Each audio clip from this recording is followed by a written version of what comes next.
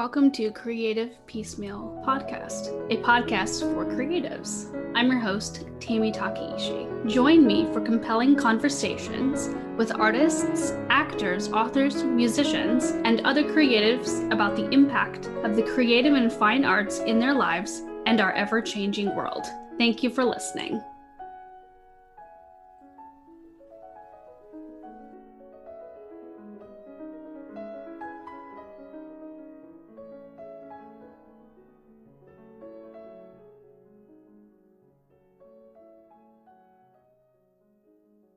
Hi, and welcome to another episode of Creative Piecemeal Podcast. I'm your host, Tammy Takeishi, and today I'm here with Corrie Legge.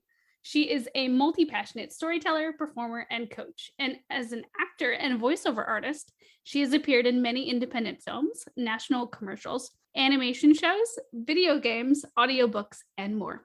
She's also a filmmaker with several short films under her belt and multiple feature scripts in the works. As a creative coach, Corrie helps multi-passionate creatives overcome mindset blocks and implement effective goal planning strategies to take their creative vision from dream to reality while still living a well-rounded life. As a new mom herself, she especially loves helping other creative parents find the balance between their parenting and artistic lives. And I must say, that sounds like a wonderful thing to be doing to help people stay creative and keep their identities even after they build their families. Oh, thank you. Yeah, it was a big transition for me and something that it took a long time for me to reestablish that balance after my son was born. But once I did, everything just settled. New parenthood is really hard and it takes a lot of energy and emotionally taxing. But I found that once I finally was able to reestablish that creative piece of my life, oh, okay, this all makes sense now. When did you first become passionate about your field and decide on acting and creative coaching? Well, the acting stuff started, is cliche, but as soon as I could walk and talk, if you look back at all of our family videos from pretty much the time that I understood that the camera was an entity that was recording me, I talked to it like it was a person. So my dad would be behind the camera, but I'd be like, "Hi, camera, let's do this, let's do that." And he'd put a little voice on and we had our own little almost show going on. And then the end of half of our family videos would end with me being like, "Okay, can we watch it on TV now?" I loved performing and then seeing that result right away. My brother and I even had a show that was brother and sister adventures, and we would go around the house and do ridiculous things like fight pirates from our bunk beds, or it had a lot of pirates in it. I think that was my brother's influence. But it was also my first foray in writing and kind of directing. I was very bossy. And I'm so glad my dad kept promising in those videos that he was cutting and re-recording, but he just kept it rolling. So now looking back, you can see me yelling at my little brother being like, "No, Ryan, you're supposed to say it like this." 6-year-old me talking to 3-year-old baby brother. So that started when I was really young. Did school plays and did a couple little commercials, local commercials, studied acting in school, moved to New York City after college. The whole works. Creative coaching is a little bit on the newer side. I've been a coach in some capacity for a long time, but creative coaching has really been in the last couple of years where I've started to engage with the creative community and kind of marrying my love for the arts with my love for education. That's wonderful. Are you still based in the New York City area? I'm not. I actually moved to the Boston area during COVID. It became clear that it was going to be a while until everything opened back up. And, the city was just starting to open back up, but we were still basically on lockdown. I was also, 4 months pregnant at the time. So my husband and I took that opportunity to move to Boston, which is closer to both of our families. But the nice thing about doing a lot of voiceover work is I can kind of be anywhere. And because the on-camera industry, which I do a lot of voiceover and on-camera work. On camera, so much of the audition process has moved to self-tape, where you record your own audition instead of going into the audition space with the casting directors. So that lets you have more flexibility where you live too. So it's been a relatively easy transition, a lot easier than I thought it would be, to be honest. That's good. Yeah, anytime people make big moves in their lives, it always affects the creative aspect too. So that's wonderful to hear that it didn't really slow anything down. Well, it was interesting because everything was already slowed down. So I'm sure, I don't know, it's hard to say. Like, it might have felt like it slowed things down more if I hadn't moved during COVID, but because it was while the industry was basically stopped anyway, it's hard to tell, like, what if that was the move and what if that was just the pandemic and everything kind of being on hiatus anyway. Mm-hmm. We're going to backtrack a little bit. You said you studied acting in school in the New York City area. What's one of the biggest takeaways from that time that you carry with you now? So I actually studied acting in the Boston area and then moved to New York after school, which is another reason we came back to here because I had friends from college in the Boston area. But when I was a freshman, I didn't take any acting classes my first semester because I was a biology major in school and I couldn't fit the like introductory prerequisite acting class in because it conflicted with my chemistry requirement, which I had to do my freshman year as a bio major. And so I didn't realize that the prerequisite was actually kind of like a quote unquote prerequisite. Like, you could take acting classes without taking the prerequisite. You just needed to ask the teacher. So I didn't take any my first semester and I was miserable. Like, I was absolutely miserable at school. And I couldn't figure out why, like if it was the school itself or the classes or whatever. But the second semester, I took an acting class that, unbeknownst to me at the time, was like the senior acting class. It was like the most advanced improv-based, like challenging acting course that I could have taken. And poor little baby freshman me was so overwhelmed at the beginning, surrounded by like all these super intimidating senior theater majors. But it was one of the best semesters of my entire time there because, one, I had acting back in my life. I mean, my first semester I had done a play, but it happened to be the play that was like the first play of the year. So it was over by like October 2nd. So it was very short. So having acting back in my life on like a daily basis was life-changing to my mental health. Just having that creative outlet, especially as I'm also studying chemistry and like all of the kind of intense sciences that go with a biology degree. It was awesome to have both of those pieces in my life simultaneously. And one of my biggest takeaways, I guess, from that time was the realization of how important having a creative outlet is to me. Even when I'm doing something that I think I love, if it's not creative based, I end up being miserable until I'm able to re-implement that creativity. It's so important to have such a balance in life and be able to infuse yourself with the things that bring you joy. Yeah, 100%. Are those some of the things that you help with your creative coaching? Like, do you help people sort of find their spark again?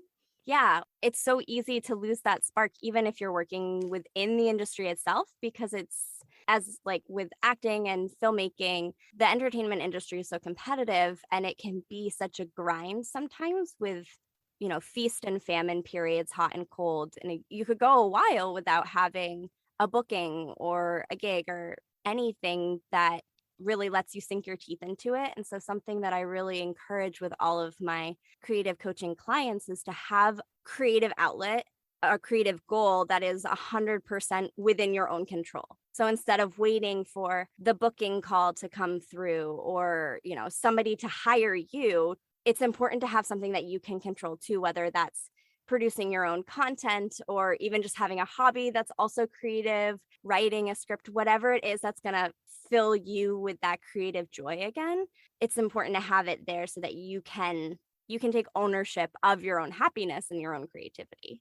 Do you find that most of the people who come to you, they love having a creative life, but maybe they're just burnt out?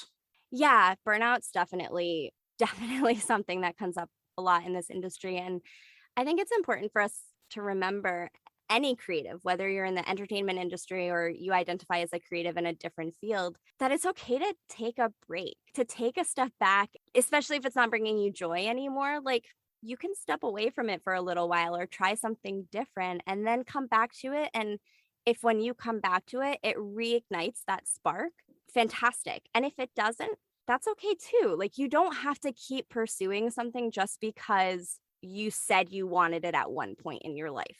Like, at one point in my life, I wanted to be a football player. I have it on video. It actually happened. I wanted to be a football player, a princess, and a dentist. Spoiler alert, I am none of those things, but that's okay because it's no longer what I want out of life. It's also important to recognize, it's okay to want something as a hobby or to want something as a side hustle. And it doesn't have to be your full-time career pursuit. If it's not bringing you joy anymore, you can take a step back from it. And it also doesn't mean if you take a step back that you can never come back to it again. Yes, very true words. Although I imagine there's a lot of feelings that people have wrapped up in that. Maybe they want to take a step back, but it's just hard because there's guilt or there's maybe even financial responsibilities attached to if they were to take a step back. Yeah, for sure. It sounds like your creative coaching really would come in handy, especially nowadays as people are even discovering talents amidst lockdowns that we've had and things like that. Yeah, I don't know about you, but for me during the lockdown, it reignited some of my like random passions that I had kind of let fall away for a while. Like I've always been a knitter just for fun. I hadn't knit anything for a while and then the pandemic hit and I was like, well, I've got all this yarn and a lot of time on my hands. So what can I do? And I just finished knitting a shrug like literally 30 minutes ago, and I have a sweater that I wore yesterday that I knit, and it's just been nice to like have that new creative outlet that isn't tied to anything financial. Like I can just do it for fun, and it I'm not trying to become a professional knitter. It's important, I think, to also have hobbies and to have hobbies that you aren't trying to turn into a career. Yes, very true. It's good to have hobbies that there's no pressure, it's a way for a person to unplug from the world, so to speak. You do acting and voiceover and creative coaching, but is this where you saw yourself when you sort of set on the creative life path, or did you imagine that you would be somewhere else? My vision of what I wanted out of my career has been like ever changing. So it's hard to say what I imagined I would be, but I will say that for a long time, well, I always wanted to be an actor since I was a kid. After I gave up on the whole football thing, I wanted to be an actor, but I didn't really know what that meant necessarily, or like what kind of an actor until I moved to New York. Actually, I think my senior year of college, I had only done stage acting. I had never done on camera. I didn't even really know that voiceover was a thing. Like, I mean, obviously I knew voices existed that people recorded, but it never occurred to me that that was also a part of the acting community, like that was something that I could pursue. So voiceover, I really did fall into that accidentally. And I would say the same is true for coaching, where it's like I kind of have always been a natural coach in the sense that people come to me for advice and for help. And I think I do a good job with my friends of not just being the person that like tells them what to do, but instead I like helping people get to their own decisions by, asking them questions that kind of help them dig deeper in themselves. Because if it doesn't come from you, you're not actually going to do it. Like you need to really feel it yourself. That was never something that I imagined I would be doing. I always imagined that it would be stage acting and then maybe some on camera acting. So it's definitely evolved over time for sure. It sounds like you've found your right niche though, like where you're needed in the world. Thank you. Yeah, I think voiceover is definitely a good spot for me for several reasons. One of which being you can't tell because it's just my voice, but I'm 4'11". So are you short too? Yes, I'm pretty sure I'm the exact same height. Nice. Maybe a little shorter. Wow, that's rare for me to meet somebody who's shorter than me. So you get it. Like being short isn't always something that people like to cast. Not saying that they discriminate against short people, but I have had people be in the audition room and be looking at me next to the other person doing like what we call a chemistry read, where you read against somebody else to see if you have chemistry. And the height difference is an issue. They're like, how would we film that? How would we get them to look good on camera together? With voiceover, that doesn't matter. I've definitely fallen into voiceover with just a series of like unexpected luck, I guess. But by the sense of the expression, like where preparation meets opportunity, working hard towards it, but also getting opportunities that I happen to be ready for. So that's been nice. Nice. Are there any types of voiceover projects you like to do the best, like favorite types of things? I really like animation and video games. Oh, fun. Yeah, I tend to play like little animal characters a lot. on animation. Like I've played a cat multiple times, like kittens, and I did a mouse once, which that one was actually really fun because they also had us like the poor mouse was trying to jump up on a chair that she couldn't reach, and I was like, I can relate. As a short person, I understand. So yeah, animation and kind of by the same logic, video games, they're both playing characters. So it's still a lot of that like character work that I get out of my on-camera work and what I used to get from stage work as well. So it's been a lot of fun to translate all of that training from camera to just the microphone, and how do I relay that same energy and that same individualization for each character using just my voice. It definitely sounds way harder than it looks. Yeah, it's definitely a lot more complicated than I think people give it credit for. Sometimes I'll listen to work that's been done by people when they say, oh, well, we'll just have so-and-so read it, and they don't have any training as a voice actor. And I'm like, okay, like, yeah, you can do that, but there is a lot that goes into being a voice actor that requires training and experience so that you can take direction. If you're not giving somebody exactly what they're looking for, like if you don't have the training as an actor, it can be hard to know how to take the direction of like, oh, you just need to like be a little more natural or a little bit softer. And like, how do you translate that to what you actually do with your voice? So if you could do any other creative art besides what you currently engage in, what would that be? So I do engage in a lot right now, as you know, with acting. Plus, with my husband, we make films. So I'm a filmmaker and screenwriter. But I would say I wish I was better at piano. I do play a little bit, but that's so hard though, because also then I thought singing and then I thought dance. So there are a lot of creative things that I would love to spend more time getting into. But I guess piano is the most tangible to me because we have a piano. I just know like 3 songs on it and I just play those 3 songs over and over again. I wish I was a little bit better about reading music so I could diversify my song repertoire. As a person who plays piano, I'm so happy to hear that. It's always nice, when someone's like, I want to learn piano again. It's like, oh, yay. Yeah, I took lessons as a kid and, I learned a lot from it. Like I know how to read music. I'm just not fast enough at it to actually read and play at the same time. I have to like count lines. Be like, okay, that's a C. I don't have to count with treble, but with bass I do. So oh, that's cool. Yeah, there's always something that people want to do. Like, for example, you mentioned that you knit, and I can't knit to save my life. So. I have to credit that to my school and to my aunt. I learned to knit when I was in 5th grade, and I think it was probably because there was a like massive snowstorm, so we had to have indoor recess for several days or maybe even like a week or 2, and our poor teachers were probably like, what do we do with 25th graders inside during recess? So they brought somebody in to teach us how to knit, and we all knit like little squares, and then they put it together and made a blanket and donated it to the food pantry. After that, I was like, oh, this is kind of cool. And then my aunt has always been a huge knitter, so she kind of took me under her wing when she saw that I was interested in it and taught me everything else I know about knitting. Oh, that's very neat. So we're going to switch gears a little bit with some quirky questions. If you could be any fictional character, who would you be? Hermione Granger, 100%. I was actually really close to their age when they were casting the film. I think I was a tiny bit younger. I was like 9 and they were supposed to be 11. And I was like so desperately wanted to be Hermione. I was like, I'll learn a British accent. I could do it. If we snuck a peek at your music collection, what are some things we'd find? A lot of Hamilton and baby music. That makes sense since you have a young kid at home. Yes. If any of the listeners also have young kids, the Okie Dokie Brothers are a really fun band. They're kind of like folksy and it's all kids music, but it's not like Baby Shark. It's actually good music.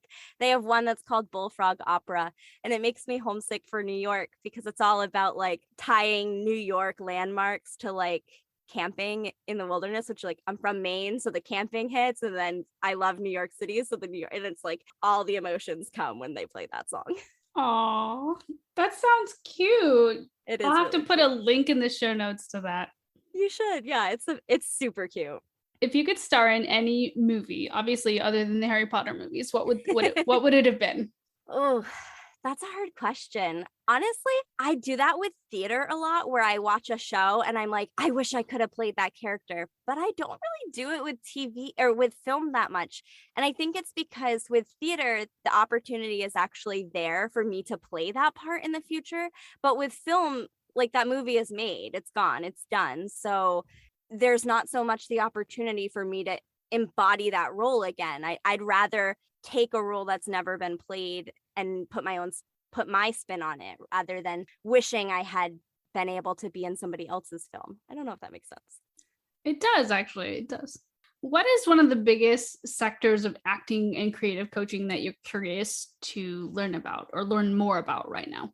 Well, something I've been trying to incorporate more and more into my creative coaching is tying the creative coaching with life coaching, and how it's not only about like achieving the creative goal, it's about making sure that you're living a fulfilled life, and how creativity fits within that overall life. I kind of alluded to this earlier, that for a long time my career aspirations for my acting work didn't line up with what I actually wanted in my life as like a human being. And so it was constantly at odds with each other. And that held me back in both areas. Like it held me back from fulfilling the life that I truly wanted and within my own acting career. And once I was finally able to find a way to like marry those two ideas together into something that was a compatible, holistic view of my future, then I could see so much clearer, like, oh, yes, like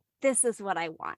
For example, like to be a little more specific, as an actor that is in on camera acting, it's like the dream is a series regular on a TV show, like a network TV show, because it's consistent work. It pays really well. Like you're on set all the time, but you're on set all the time. And I wanted to be a super present parent. Not that there aren't wonderful parents that are series regulars on network TV shows, but I grew up with a mom that could come to my school concerts in the middle of the day because she had a flexible schedule, and be at my little league games or my soccer practice. And I wanted to be that kind of parent for my children. And I didn't see how I could be an actor and be that kind of parent. And now that I've found voiceover, it's like, oh, like I can do that because I can be working from home and then pause and go out and be at my kid's school and then come back and, take on camera gigs as they come. But I don't need to want to be on set every single day.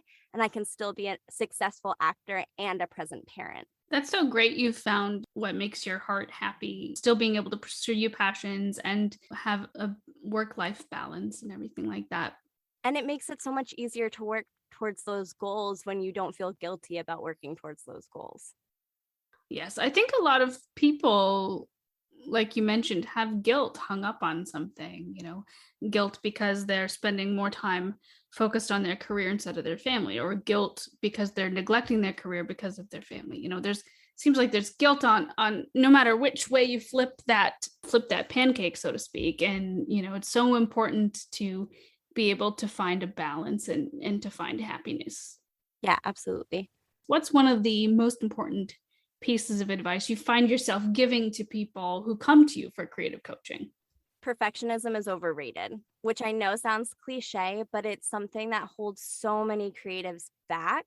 I have clients who submit auditions and it's the 20th take of that recording that they're finally submitting because they recorded so many until they could get it perfect, quote unquote perfect, which what even is perfect in a creative field? Like that doesn't exist. And so if you're trying to seek perfection or near perfection and it's holding you back from actually making progress, then you're not only not making progress, but you can feel like you've failed in a way because you're not seeing the fruits of that labor because you're not actually putting it out there for people to experience. That was probably the other big takeaway from my time at school and from that class that I talked about where I was like the baby in the class. She would assign these performance expectations that were due in 2 days. And it was all original work. We weren't working from scripts or anything.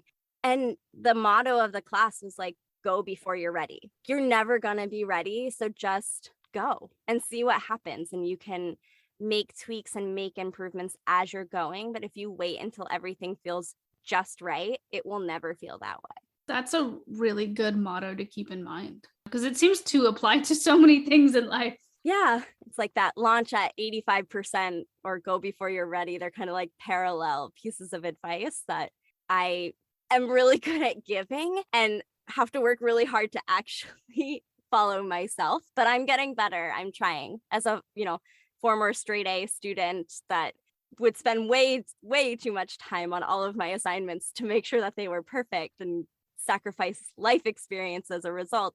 It's so much better when you care, but you don't obsess. So what are some of the best resources you recommend for people wanting to get into acting? If you're brand new to acting, one of my favorite books for people who are pursuing acting as a career is called Self-Management for Actors by Bonnie Gillespie. It was published in, I believe, 2014, so it's a little bit dated just because the industry moves so quickly, but the concepts within there are still super valid.